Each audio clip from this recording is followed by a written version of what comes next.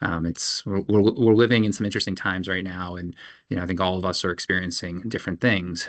Yet our goal today is to really highlight how people across our region are experiencing some of the challenges that we face. And I think one of the important things for us to remember is, though the last few months have been particularly challenging, folks are being challenged beforehand. Folks were struggling with, the realities that our cities have faced for generations, let alone the rising inflation and now the federal action, and then the delay of SNAP benefits, all have added to the challenges that our partners face. We at United Way really have our focus on two things. First is to help families meet their basic needs. And one of the ways we do that is by operating 211. 211 is a service that we launched nearly 3 years ago to help connect people to resources all around the community. The second thing we try to do is to work neighborhood by neighborhood to build stronger, more resilient communities. And we're really proud and grateful that so many of our neighborhood networks are not only building stronger neighborhoods every day, but they're also standing in the gap every time there's a challenge, whether it's from COVID, whether it's the most recent federal action, whether it's around SNAP benefits. It's our partners that are always there to stand up and respond to whatever our neighborhoods need. And it's something we're incredibly grateful and proud of. When we think about what we've seen over the last few weeks in particular, the information coming in via 211 is staggering. Not only are we proud that we're able to get people connected to these resources, but we're now able to see data that really tells the story about the impact we're seeing. Over the last year alone, we've seen a 100% increase in calls related to food. I want to get this number right, but in the first 5 days of November, we saw a 120% increase in food request calls just compared to the month of October. And so clearly our community is struggling right now. And yet the good news is people are stepping up and responding and doing everything they can to help people to get connected to the resources they need, to get the support they need, and to do everything they can to get through the moment that we're in. I'm really grateful today that we have an incredible panel of people who are doing just that. They're the people that are thinking across the state and thinking hyper-local in neighborhoods. And so with that, I'm going to introduce our panelists and let the conversation get going. Our first speaker is Kate Maehr. Kate's a great friend who leads the Greater Chicago Food Depository. She served in this role since 2006 and has really evolved the Greater Chicago Food Depository into a force in our community. You will see Kate everywhere talking about the importance of food security and the things that can be done. She's a leading voice all around the state and even nationally, and we're grateful for having her here today. And so, Kate, thank you for being with us. Our second partner is going to be Maribel Martinez. Maribel is the Director of Community Partnerships at the Brighton Park Neighborhood Council. This was our very first neighborhood network in Brighton Park, and they've done amazing work responding to any crisis that our community sees while working every single day to build a stronger neighborhood. She's a proud lifelong resident of Brighton Park and brings more than a decade of experience with BPNC and a deep commitment to drive community change. Our third speaker is Father Michael Pfleger. Father Pfleger has been the pastor of St. Sabina's Catholic Church in Auburn Gresham since 1981. Under Father Mike's leadership, St. Sabina has established an employment resource center, a social service center, and of course, the St. Sabina Food Pantry, which we'll learn more about in just a minute. And Father Mike, thank you for being with us today. We're grateful to have you here.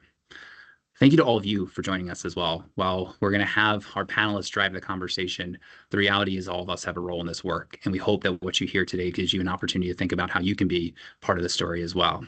With that, I'd like to turn it over to Jackie Rosa. Jackie is United Way's Vice President of Strategic Initiatives, who will lead today's conversation. And Jackie's a leader in her own right, having served as a deputy mayor, has been a member of this year's class of Leadership Greater Chicago, and helping to drive our neighborhood networks for almost a decade now. So Jackie, grateful to have you here today, and thank you for doing this. Thank you, Sean, for that intro. So I want to begin by thanking all of our panelists. As Sean mentioned, these are the folks that are doing the work on the ground. So we know they're super busy. And so again, we want to thank them for their time today and for the opportunity to hear directly from them. I also want to thank everyone that's joined us today. It's a very important conversation. And I think that as part of the work that we do at United Way, our mission is to be able to deliver this information to our external partners, to everyone on this call, because in order for us to do our work better, people need to be informed. And so we're really happy that everyone is joining us today. So as Sean mentioned, my role here at United Way, part of it includes 211. So 211 is a free 24/7 confidential helpline that connects individuals to critical basic needs, such as food, healthcare, utility payment assistance, and more. So we're really proud of 211, and we're really grateful that people are calling 211 to get connected. What we're seeing, though, is an increase in calls. The data coming out of 211 and what we're hearing from our partners on the ground, as you'll hear shortly, is staggering. Families are struggling. But as Sean said, what are we doing to help families in need? And how can we continue to do that as we're navigating these rough challenges and times? So today we're really going to engage in a meaningful conversation about the impact on the ground, about the data that we're seeing, how those two are connected, and what are some solutions to help solve our pressing issues in the Chicago metro area. So before we get started, just a few housekeeping rules. We're encouraging folks to ask questions. There is a Q&A chat at the top of the screen. We will have a Q&A portion at the end of the discussion to be able to answer your questions. And depending on the number of questions we have, we might not be able to get to everyone, but we will try to do our best. So with that, I would love to get started with our first question. Right. I believe this question is for all the panelists, but we're going to begin with, I think oh, there we go. Everyone's on now. Wonderful. So as you know, we're inundated, right, with a 24/7 news cycle. We're getting information everywhere. And obviously, you know, it's the information we're receiving might not be what's actually happening on the ground, right? And so I want to take the opportunity here to ask all of our panelists if they can share a little bit of the data from their respective organizations, from the work that we're doing, and what they're seeing on the ground as it pertains to the landscape right now that we're navigating in the city of Chicago. So I would like to begin with Kate, and then we'll hand it over to the rest of the panelists. Thank you, Jackie. And I just want to thank you, Sean, Jackie, the entire United Way team for always convening us, not just today, but just continuing to bring us together. I think one of the things in a crisis, which this feels like one of many that we have been in, there is this need to go fast. And sometimes when you go fast, you go like this. And so to be able to come together and remember that we are all collectively responding to a set of interrelated crises, and we collectively have to bring forward the responses. I just appreciate the chance to be together, and I particularly appreciate that it's with two amazing partners and fierce advocates in this work, and so it just feels like a privilege to be here. At a high level, the data that we are seeing as it relates to food security is staggering. Coming into the moment that we are in, we were already serving record numbers of our neighbors here in Cook County, and this is true across the state and across the country. Food security, unfortunately, in this country over the last 5 years is getting worse. And there are a couple of drivers of that. One, in the early days of COVID, there were some investments that Congress made in the safety net. Those investments worked, specifically expansion in the SNAP program and investment in a child tax credit. But Congress decided to pull those back. And immediately we saw families, particularly families with children and families of color, falling into, and in some instances, deeper need than they were pre-COVID. That was almost at the exact same moment that Congress pulled back on those investments, inflation was beginning. And inflation, in particular, food inflation, drove a lot of families to needing to turn to food pantries for the first time. Now what we are seeing as inflation sort of works its way through the different systems, it is finally hitting housing. And so over the last 12 months, we are hearing people showing up at food pantries, many of them for the first time, citing the increase in rental costs as the reason that they are needing to turn to food pantry. So even before we had a new bill signed into law by President Trump, which has significant implications for the SNAP program, and we can talk about that in a minute.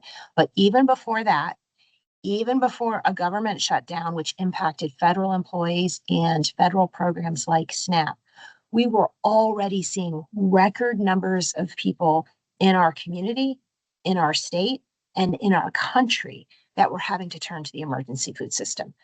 So I will pause there and then just say it's getting worse. So No, thank you. Thank you.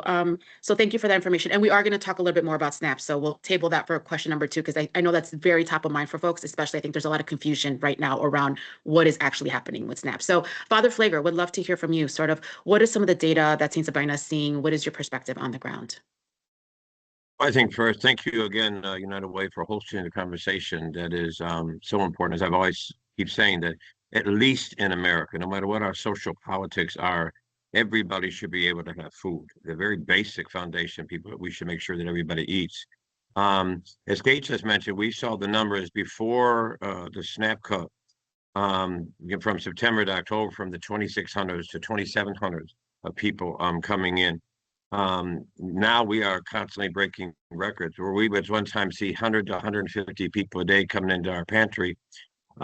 We've hit 300 or 4 days in a row of people coming, and it's almost impossible to manage it because of the staff we have, and then keeping up with the food. We've got the poor that were always here in this country and always struggling for food, and those were always feeling neglected and abandoned. Then the job loss, not just the government shutdown, but people who've just lost jobs in their neighborhoods, in their communities. Then you have the new population of the migrant, and now we're getting calls constantly to them. Can somebody bring it to them, because they're afraid to even come out to get the food. Then you have, as Kay was mentioning, the first time people. We've had so many people say, I've never been to a pantry before in my life. I used to be able to manage, kind of hand them out, taking care and feeding my family. But now with the prices in stores, I can't feed my family on what I make. So I'm supplementing it with a pantry to get the added help that I need to provide food on my table. And again, with the SNAP cuts, then put it on steroids. And the new regulations, which Kate just mentioned, that'll be coming out, that's gonna create a whole new group that's going to need the food pantry to survive. So it is going through the roof, and I don't really see it getting better right now. I hope somewhere down the line it will be. But I have to also say something that Sean mentioned earlier, that there's been a lot of people stepping up, and that has been a wonderful sign to see, of people calling and saying, hey, can I help? I mean, I had a senior from the neighborhood here that came over with a bag with 10 cans in it. She says, this is all I have extra, but I want to give what I can do extra. So it's that. And then the Chicago Food Depository has just been amazing in supplementing and bringing in not just extra resources to our food pantry during the week, but the box food on weekends for those who have been in need of food. But also, the other thing we got to deal with in all this is the fear. People are just afraid, am I going to be able to feed my family? What am I going to do? How am I going to feed it? And the trauma that it's creating in people's lives, not knowing if I'm going to be able to take care of my family, that I've seen in seniors, and I've seen in parents with children. So it is really in an emergency state. It's a crisis. Sometimes we think of emergencies as just floods or hurricanes or fires, but food insecurity is definitely an emergency in this country right now.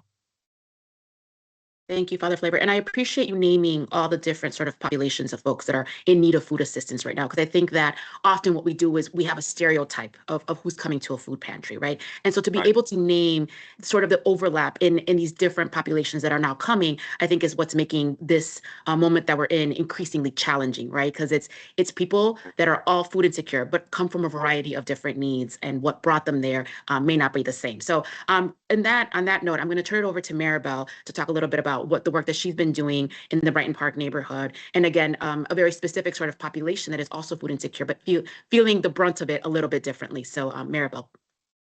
Thank you, Jackie. Good morning, everyone. I'm happy to be in this space. Thank you for everyone that is joining this call to start off our day having such an important conversation about how our communities are being impacted right now across the Chicagoland area, right? For those of you that are not too familiar with the Brighton Park neighborhood, Brighton Park is a predominantly Latino working class immigrant community.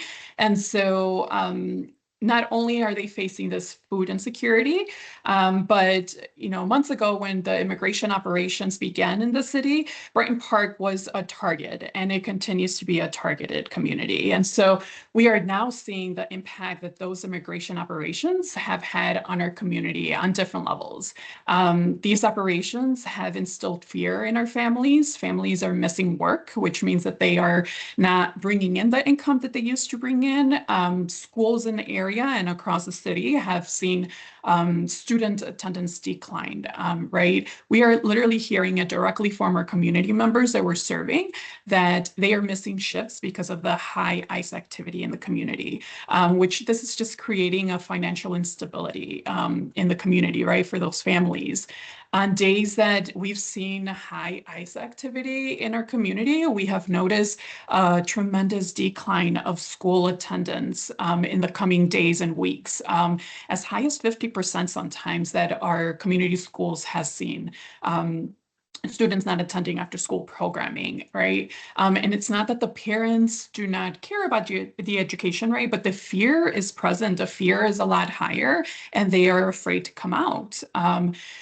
So now what that has created is like a ripple effect, right? Across the broader Brighton Park economy, right? So this was something that started with the immigration operations, and now it's impacting, you know, the individual, the family. It's impacting our local businesses, you know, because those families that are too afraid to come out are now cutting back on supporting those local small businesses, including restaurants, corner stores, our street vendors. And so as if that wasn't enough, just to add to the stressors that our community is currently facing, then we had the government shutdown. We have changes in policies around the SNAP benefits, all causing a greater food insecurity for our community. A couple of weeks ago, BPNC, just within a 5-day period, BPNC received over 200 calls from community members requesting support with food. So this is, the need is so high. And then in the last couple of weeks, fortunately, with the support of community members, funders that have been stepping up, we've been able to provide support, food support and essential item support to close to 300 families. I mean, but this goes to show the families that are struggling in the community, right? And who are now not contributing to the growth of the community, right? So it's really impacting a lot more than just that individual family. And so our families, what we're seeing right now in Brighton Park is our families are really surviving by leaning on each other, pooling resources, and really turning to trusted organizations like BPNC and other community-based organizations for support. We've noticed parents that have organized themselves to create walking school buses just to support each other, to help each other bring kids to and from school. We've been seeing neighbors stepping up and providing transportation to other neighbors so that they can make it to work and make it to their doctor's appointments. I mean, the effects are also being felt on everyone's emotional well-being, right? And so BPNC and BPNN has been providing safe spaces. For those of you that are not familiar, BPNN is the Brighton Park Neighborhood Network, which is supported through United Way. And so we have this coalition of service providers that have been stepping in to provide safe spaces for our youth, for adults, for youth, emotional support for the community members. And then these providers are also reaching out to us to provide even us as social service providers support, because we all need to take care of each other, right? And so really the community is really relying on trusted organizations on the ground to create these safety plans, to increase the safety, you know, that they're feeling in the community. We at BPNC have been very involved with the rapid response that's happening on the ground. And so that we have been responding to any ICE activity in the area and, you know, going to sightings, confirming any information to make sure that the information that's being sent out into our community is accurate information for everyone's safety, right? And so we did create a principal group chat, one of the many ways that we are facilitating communication to respond to these sightings. We created a principal group chat that initially was just to facilitate that communication. And we have over 70 members now that are part of representing the Southwest Side schools. So we have principals, assistant principals, we have leads of securities that are part of this principal threat. And so that is a way that we are trying to keep school grounds safe and the community overall safe, because what we have seen is just the families in our community are really struggling emotionally, and they're struggling with the food insecurity and financial security. And so that is what we have been seeing and how we have been stepping in as an organization. No, thank you. And what I'm hearing from all of you all is the interconnectedness of everybody's work, right? Coupled with Chicagoans, just like, people say Chicago is built different, like we really are, right? So it's the opportunity to have, the Chicago Greater Food Depository that's actually providing the food on the ground. And then it's the trusted community partners that are able to get access to the people that need it the most and deliver for them, right? And then it's the Chicago neighbors that are stepping up, that are like, how can I be helpful in this moment? So I think this is what makes Chicago so special, is this network of providers and then Chicagoans stepping up. And so to that, I want to hand over my next question to Kate. Kate, so I feel like every single day I'm turning on the news and they're talking about SNAP and the federal shutdown, and now the government's back up and running. So I feel like there's a ton of information getting out there, but I think a lot of folks are still unclear as to what is happening with SNAP. So if you could talk a little bit about the changes, what it means to now receive SNAP benefits, and then the broader implications to the state of Illinois and Chicago. Sure. Thank you for the question. So I want to start by saying what SNAP is, because a lot of people are not even clear on what the program is. So SNAP stands for Supplemental Nutrition Assistance Program. It is the 60-plus-year-old program, federal program, that many of us still call food stamps. And it is an amazing program. It is amazing. Close to 41 million Americans receive SNAP benefits, and the determination of how much people receive is a really rigorous process that's overseen by states. And as a result of that, every month people get dollars loaded up on an EBT card. In Illinois, we call that the Link card. And people can use those dollars that they get every month in a really targeted way to go shop for food items at local retailers. It is a big program, close to 2 million people in the state of Illinois, about 900,000 people in Cook County, 600,000 of those people are in the city of Chicago. I think it's really important to say, as amazing as the work of community-based organizations who are operating food pantries and other direct response programs are, we are small in comparison to SNAP. For every meal that every emergency food pantry in this country together provides, the SNAP program provides 9. So when we see disruptions to SNAP, we need to understand we're not talking about a little speed bump. We are talking about cataclysmic disruption that can create unimaginable stress and, frankly, deep hunger in individuals and families all across this country. So that's just to be super clear about what SNAP is. There are 2 big things that have been happening with SNAP.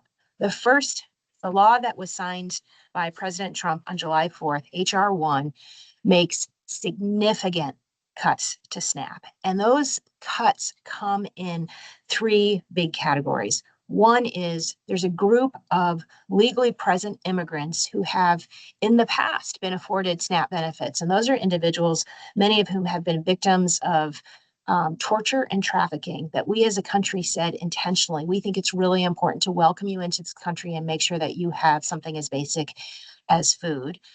We are taking those SNAP benefits away from this population. There are close to 17,000 people in the state of Illinois, and that is going to happen soon. Initially, it was thought to be December 1. It may be January 1, but it is going to be happening soon. The second has to do with changes to how we require people to work. SNAP has always had work requirements, but there are some new requirements that are getting layered on. It will impact about 400,000 people in the state of Illinois, and we anticipate those individuals will start losing their benefits in the spring. And then finally, a really big change in how the SNAP program is administered and paid for. SNAP has always been a federal program, meaning the United States government has always paid all of the benefits. They are shifting the cost of the SNAP program to states. And they are doing it using an equation that monitors how states administer the program. It's wonky, and I won't take us down that rabbit hole other than to say Illinois has a big hill we have to climb up in order to be able to administer the program without paying anything. If we do not improve the way we administer the program in Illinois, we will have to pay $800 million a year to keep SNAP benefits flowing in Illinois. If we cannot meet the $800 million a year, this program will entirely go away. So the federal government has said, hey, states, if you can't meet this target that we are setting, we won't pay anything. So there is a very real risk that in states across this country, SNAP will go away in its entirety. We are working closely with our partners in state government to bring forward a whole set of administrative policy changes to protect SNAP, and I can talk about that later. But that is in the background what is going on.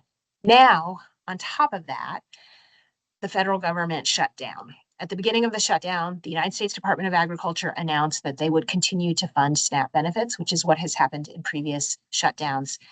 Along the way, they changed their mind and they announced that no, in fact, they were not going to fund SNAP benefits starting November 1.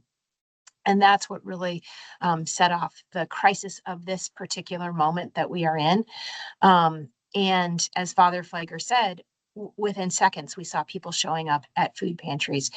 There were tens of thousands of people who are amazing at budgeting and managing their household expenses. And they knew that on November 1, they would get their benefits just like they always do. And they planned to go to the grocery store and they did not get their benefits. And they in turn had to go to this emergency system, which I'm so grateful we have. But that is, as I said, not a replacement for SNAP. I want to lift up one other thing. We talk, obviously, as somebody who thinks a lot about food security, I often think about SNAP as it relates to the impact for individuals who face hunger. But there's another important part of SNAP, and that is the economic role that it plays. Every dollar of SNAP results in $1.70 in spend. It is a highly stimulative economic tool. Those dollars get spent in community, at grocery stores, at retailers that are often community owned. And within seconds of the USDA making that decision, I was certainly hearing from partners like Father Pfleger. We were certainly aware of the need that we were seeing all across community, but we were also hearing from retailers who were terrified about what this was going to mean for their business. And so the impact is both on individuals and families who face hunger, but also amazing community-based businesses who are there making sure that our families have grocery stores to shop in. No, and thank you, Kate. That was actually super, super helpful. And thank you so much for breaking that down, because I know that is a lot of overwhelming information to digest. But I also I'm really grateful that you called out the economic part of this all, because I think that that's the piece that, people that are not necessarily dependent on SNAP or have been using SNAP benefits need to understand, right? This is going to impact everyone. It's going to impact the Chicago economy. It's going to impact the national economy. Like, this is not an individual issue. It's a system issue. So thank you for calling that out. Can I just, yeah, absolutely. Former Secretary Vilsack, who was very, grew up on a farm, always used to talk about, it's not just that it impacts the economy as a whole, it goes all the way back to the American farmer. And so we know that in an agricultural state like Illinois and all across the Midwest, there will also be a disproportionate impact that we will feel on small communities where agriculture is one of the primary drivers of the economy. Absolutely. And so with that, I want to hand it over to Father Pfleger. We've all seen on the news the lines at St. Sabina. Obviously, those lines are a direct result of everything Kate just talked about right now. But Father Pfleger, I want you to talk a little bit more about the St. Sabina neighborhood and community, because I think it's important to put into context, sort of, because Chicago is a city of neighborhoods, right? And so I want to drill it down to the impact it's going to have on the neighborhood that you work in and serve, and sort of what that means to the community as a whole. Well, yeah, a couple of things. First of all, I just want to mention that I think there's a perception by a lot of people that SNAP's about being restored and everything's going to be back and going to be fine. I think many people who may not rely on SNAP or have a food insufficiency may feel like everything's going to be okay now. I think it's very important what Kate pointed out. You know, many are just being cut off now. The work requirement is going to cut more off, and then shifting to the state that is already financially strapped. And then let's not, you know, to the elephant in the room that this administration has targeted funds to Illinois. They're cut funds, and you're now having to sue to get funds back that belong to the state. So all of that is the emergency is going to continue, and we're just seeing people. You know, when you're standing in a line in cold days for 2 and 3 hours to get a bag of food or a box of food, it's heartbreaking. It's absolutely heartbreaking. I go between tears and rage when I see how people are being affected and the numbers of people that are being affected. And there is this, I think, general kind of a mentality now in this country, in this administration, I should say, that the poor are disposable, and the poor and the vulnerable are disposable folks. So I think in the communities we're seeing a more desperate. And you got to remember these are communities that are already struggling, you know, struggling for businesses, struggling for holding on to homes, struggling for places to stay, and the homeless issue. So you take communities that are already in a dire need and are struggling, and then you now create an added pullback from resources to them. I don't see that you know changing much. And I think one of the things we've got to continue to do because of communities like Auburn, Gresham, and Brighton Park, and the rest. I think we have to be people have to be very loud about the fact to this government and to this administration that people are struggling, they're suffering, they're hurting.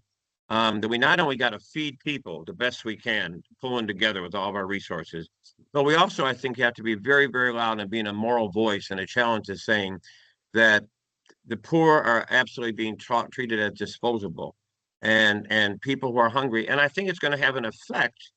As I talk to our store right here in the neighborhood of Walgreens, people are going into stores and stealing food. They're not stealing toys, not stealing pharmaceutical stuff. People are taking food and running out. There was a lady in our community, talk about effect on the neighborhood. There was a lady in our community who one evening was bringing her groceries into the house. And a man came up with a gun to her and he said, "Ma'am, I don't want your wallet. I don't want your money. I don't want your phone. I got to feed my kids. I just want your groceries." Took her groceries and did nothing else to harm her, to take anything else of hers. Took her groceries and left. And she would not even file a police report because she said she felt for him. She saw the pain on his face. And I think, you know, you're going to see more and more of this desperate mentality that's going to rise up because people are just are feeling felt like they've been abandoned and they've been neglected, and they don't know how they're going to make it. And that kind of a traumatizing, desperate feeling is just it's overwhelming to me. And I see it growing and not decreasing. When Maribel was talking about people afraid, you know, we're having a food box giveaway with Chicago Food Depository tomorrow, and I've had 6 of the migrant families who said, "Can somebody just hold the food to us? We can come in the middle of the night to get it," but we're afraid to come out during the day. And so, you know, and people are between the fear, between the trauma, between the desperateness. We've got to understand people and the outside, because SNAP has supposedly been put back. Don't think everything is good now. It's not good. We are in a desperate situation, and people are literally, when I can look out my window and see somebody going into a garbage can looking for food, that's a sin of this country, and it should not be allowed.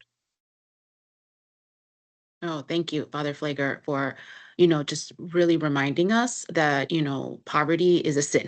It is a sin. Yeah. And everything that we can do to stop that is so necessary and just morally correct. So thank you for naming that. Maribel, I want to turn it over to you. Father Pfleger just painted a very dire picture that is very real. And while that reality is happening, I know that there is and really good work happening on the ground, right? He just talked about migrant families fearful to come out.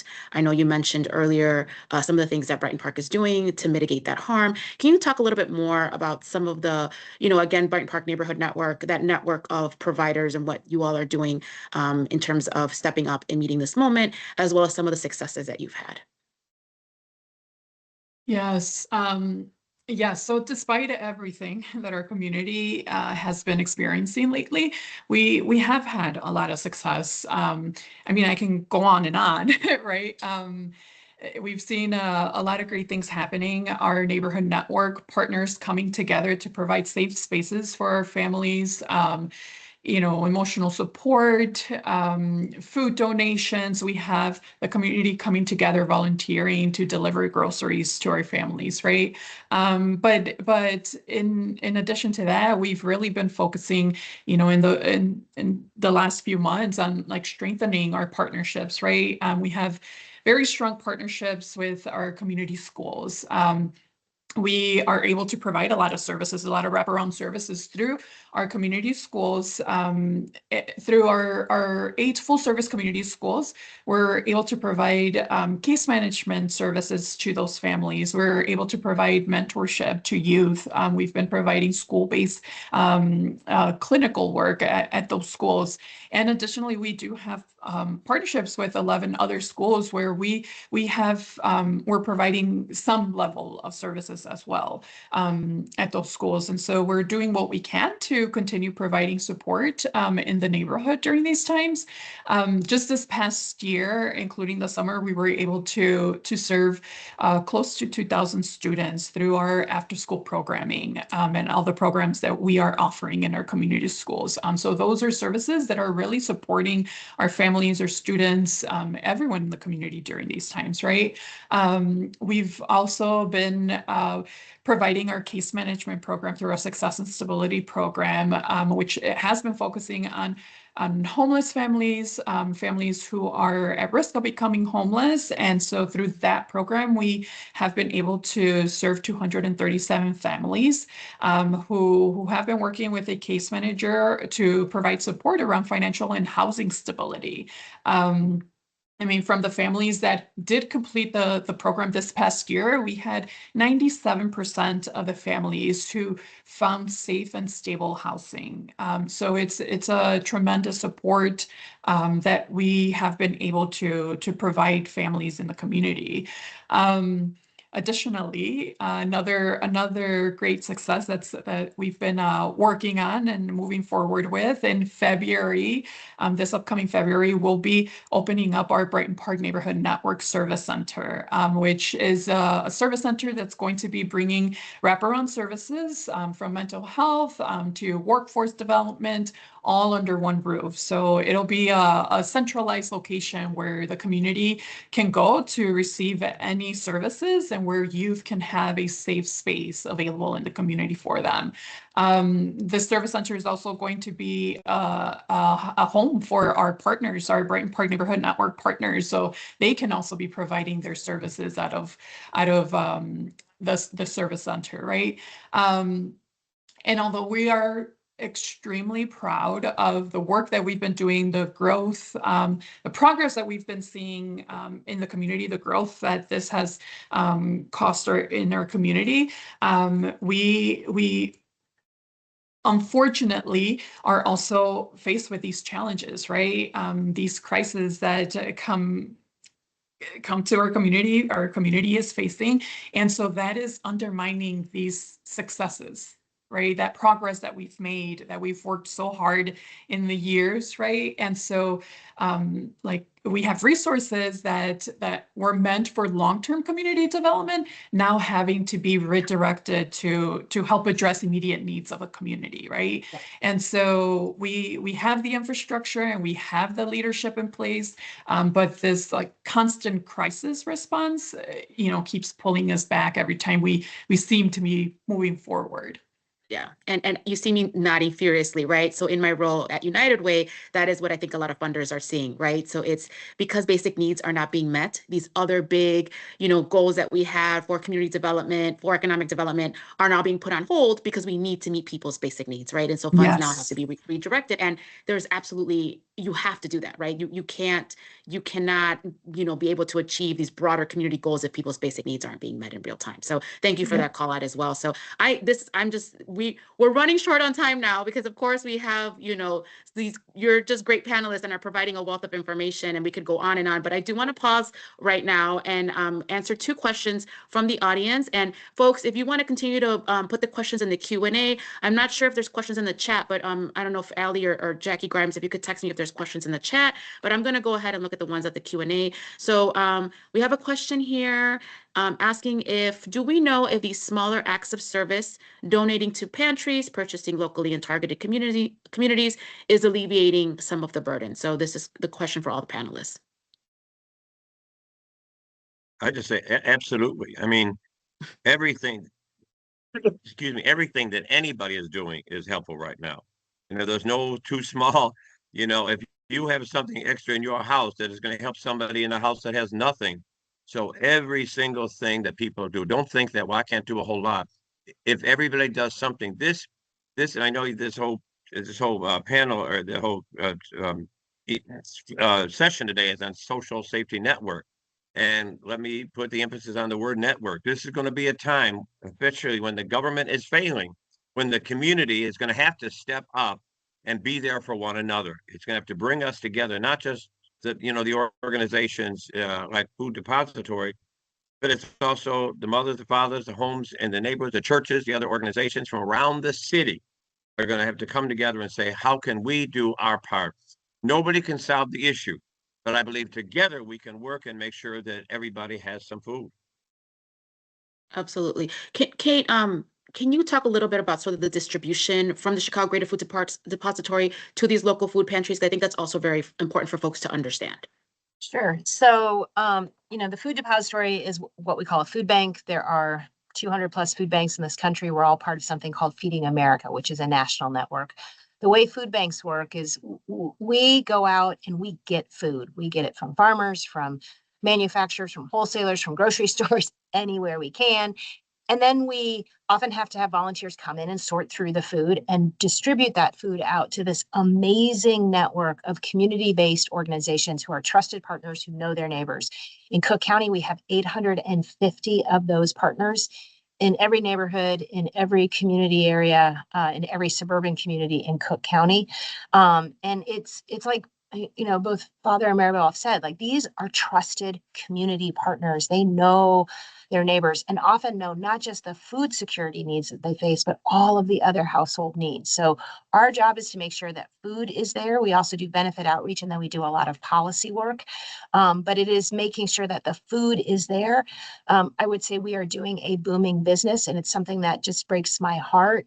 Our success should not be measured in the length of lines of people lining up for food, but rather in the fact that we don't have lines of people waiting for food. And too often we focus on the fact that the charitable food system is bigger. And I will just say to this earlier question, I do think every act matters. And I will strongly lean into it's not just a can of food or a dollar given, it's volunteer work and it's lifting your voice.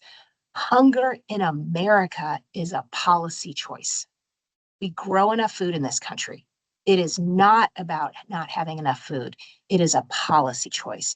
And the way we address policy choices is by lifting up our voice, by showing up, by talking about what is just, and about voting and organizing and taking action. Absolutely. Thank you. Amen. So we have We have a question here. I'm sorry, I'm trying to navigate both. So as a corporate partner, how can we be most effective in tackling these issues? We wish we could provide funding to everyone, but we also have limited dollars. So we want to ensure we're doing our best to be effective. Anybody here on the call?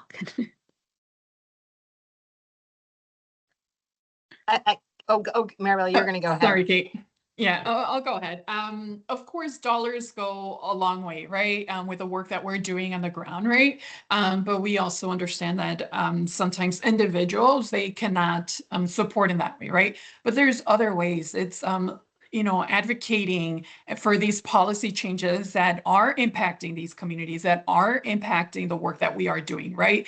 So lifting the work that we are doing, right? Talk about it, stand alongside us. So those are like just simple ways that you can support, because that solidarity, right, that you show is as valuable as any dollar amount that you're donating, right? And so I think that is very important, that we just don't see the support as, monetary support, volunteering, right? Your donations. We were going back to the previous question, like we were able to serve close to 300 families in the last couple of weeks that we provided. We delivered groceries to their door, right? And so that all was possible because of these donations that are coming in. All of that was possible because of the volunteers that we've had coming to us, wanting to volunteer in one way or another, right? And so we were able to link all of that together. We had volunteers, making these food bags. We had these donations being delivered to all of these families that have been calling our office, and we were able to impact 300 families in the last couple of weeks. So that just, there's so many other ways that that are not monetary ways, right? That you can be giving back to the work that we're doing and the impact that we are having in the community. Thank you. Yeah, and can I just step in and support what Maribel was saying? That it's it's obviously bringing food. That's a priority. It's also volunteers to help in the pantries, because the staff from our pantries are just being overwhelmed. And they're working longer hours trying to restock shelves, get things ready, being in there early to get things set up, and trying to move as quickly as possible with the folks around so people aren't waiting outside in the cold. And it's also dollars. I mean, we've had to take on 2 extra part-time staff to help with the load of people that's coming in the pantry.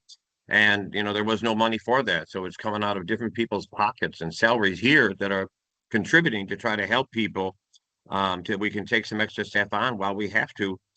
So I think it's the food, the volunteers, and the dollars all help us try to meet this need that is not going away, but is continuing to grow.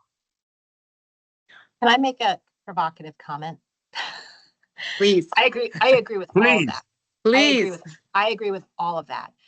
I would also say that our partners in corporate America have a unique opportunity to help us solve the problem upstream. The majority of people who are turning to food pantries today are households where people are employed fully. And there's a lot that I don't agree with some of my friends in Congress, but one of the things that I will agree with is something is broken.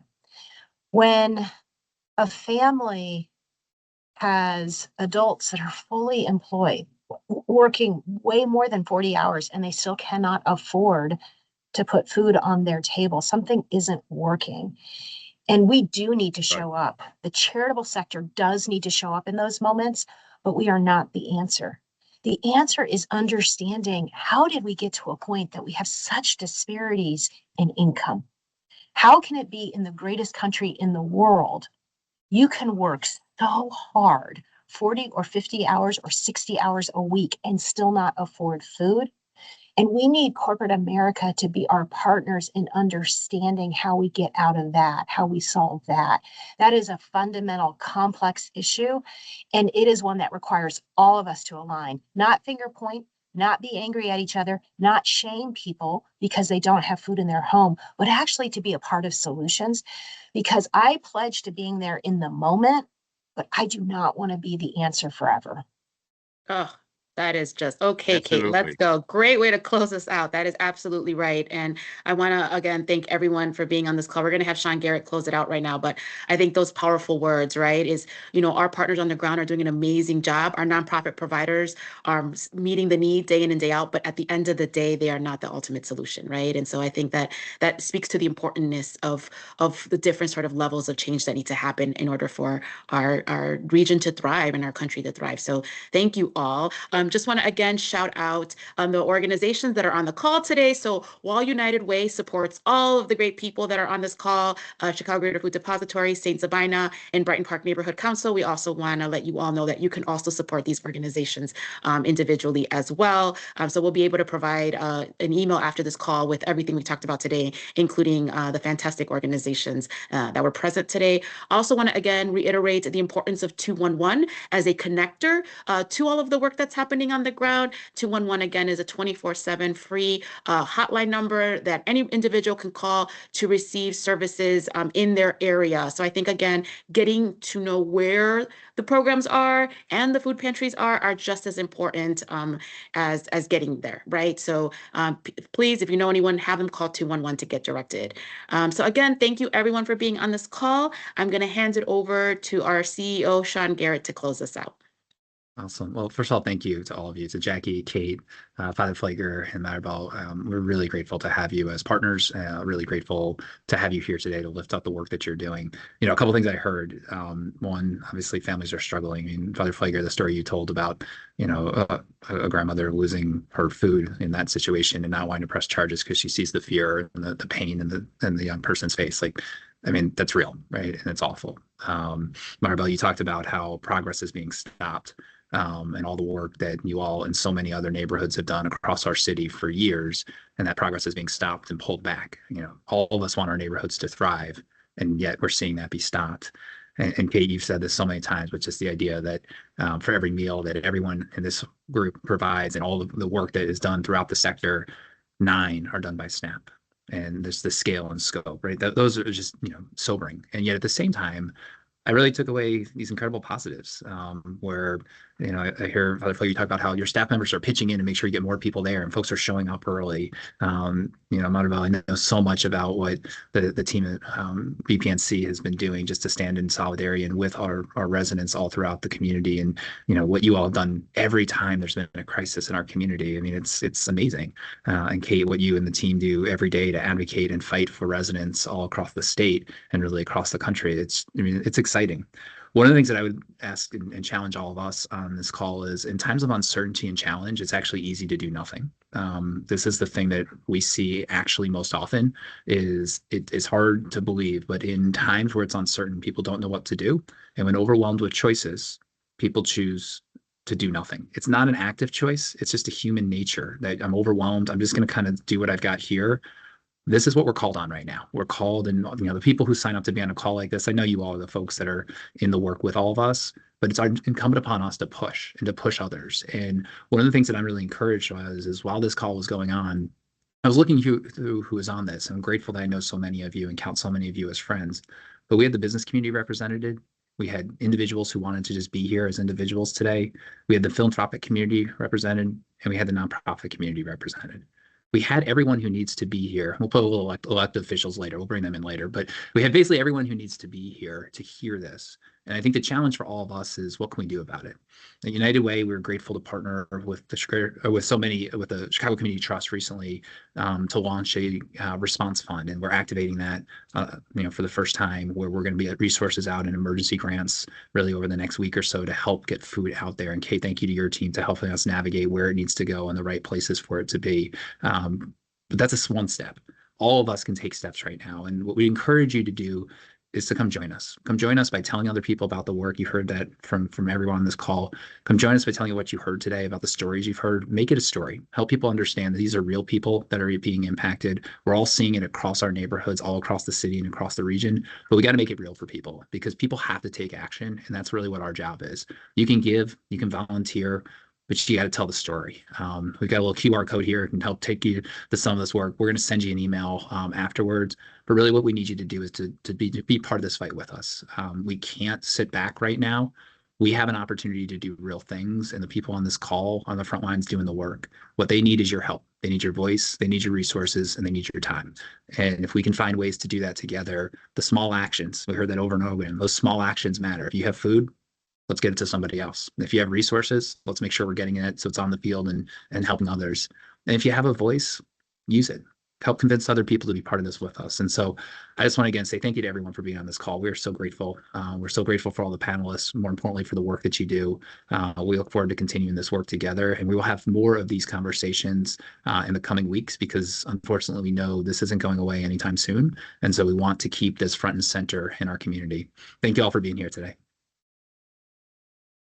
Everyone, thank you. Thank you.